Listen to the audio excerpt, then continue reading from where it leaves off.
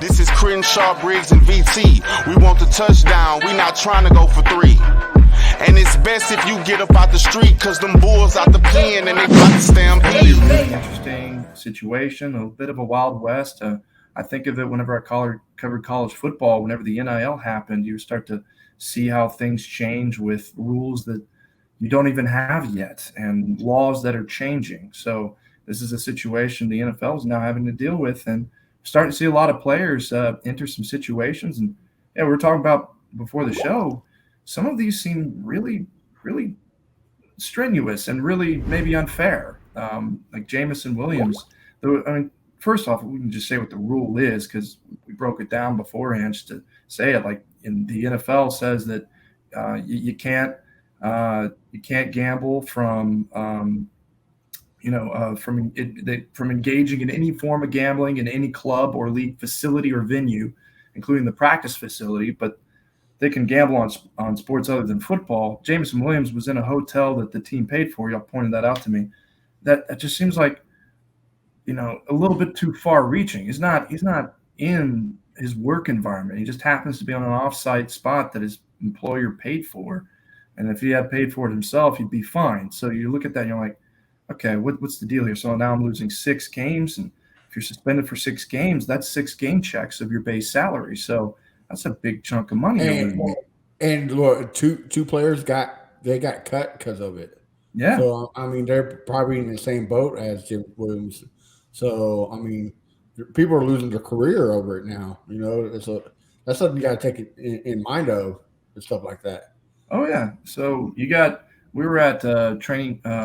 We're at a mandatory minicamp today, and we were talking to the players today, and just hearing from them and asking them what they would do, and they just said flat out, like, don't gamble. There are some players who are going to take that view of it.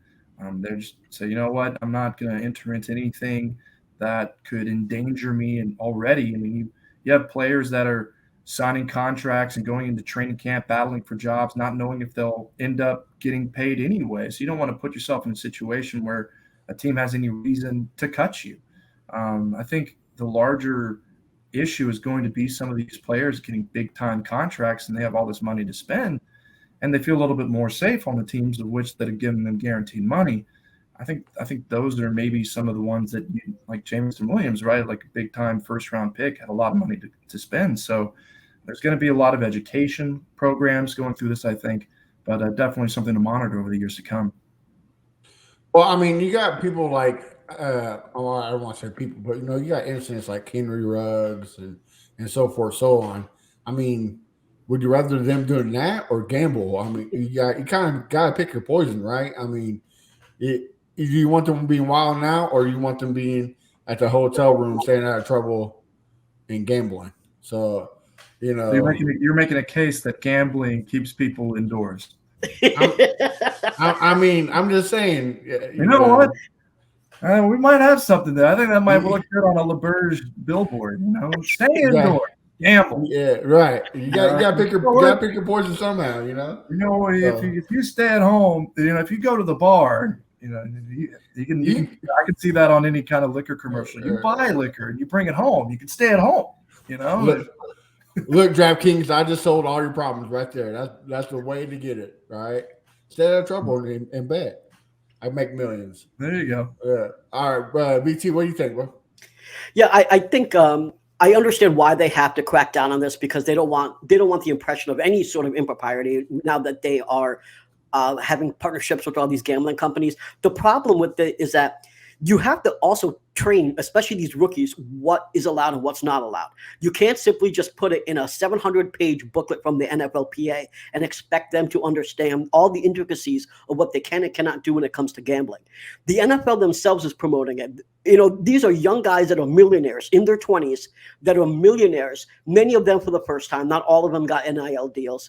And so when they're being advertised to it, literally every second, what are they going to do? They're not going to bet a couple $100 here and there when they, that's the thing about it is that if you're going to say, all right, these guys can't gamble, then you have to tell them what the rules are.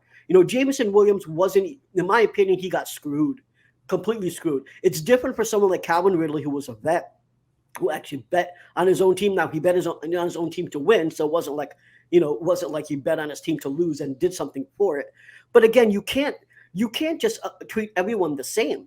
You either gotta educate them, or you're gonna have to let shit slide, because you have owners that own pieces of gambling situations, right? Like the Miami owner, I forget his name. He owns something like 10 or 20% in a new casino venture. So like you have owners that own parts of this. Back in the day, you had many of the owners start up those gambling things. Like this is, 1900s type of stuff.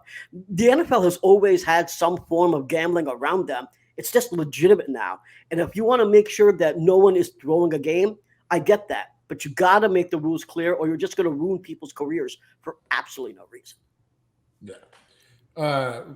Crenshaw, so last week we had John Lopez, and he said that the rules aren't really cut and dry, a lot of gray areas. So what's your thoughts on it? Talk to him, and once the team draft them and they sign their contract, they should talk to him. That's my take. But who do you think is the guy that lost $8 million though? We don't know. That's the biggest surprise. Hopefully, it's nobody from the Texans. Just take a wild guess who you think would do something like that. I'm gonna guess it's a QB, because we haven't heard about him. They're protecting him, and someone that can obviously afford to lose $8 million a year. I'm gonna say it's a QB. That's just my guess. And I'm not gonna say he bet on the NFL or anything like that. Like I think it's probably like something stupid, like a college game or something like that. But my guess is a quarterback. It's not undermined, or I don't know for sure whether it's a Texans player or not. I don't think it is. But you look at for $8 million, just purely on what the salary cap situation for the Texans are, there's only about 3 or 4 players making $8 million a year. So the list is pretty short. So I don't know if Tunsil's out there, gambling on the Giants or whoever. So I don't think it's a Texan. It definitely was Russell Wilson. The way he played, it definitely was him. You not really in touch if you not tuning in. This is Crenshaw, Briggs, and VT. We want the touchdown. We not trying to go for 3. And it's best if you get up out the street, cause them bulls out the pen and they about to stampede.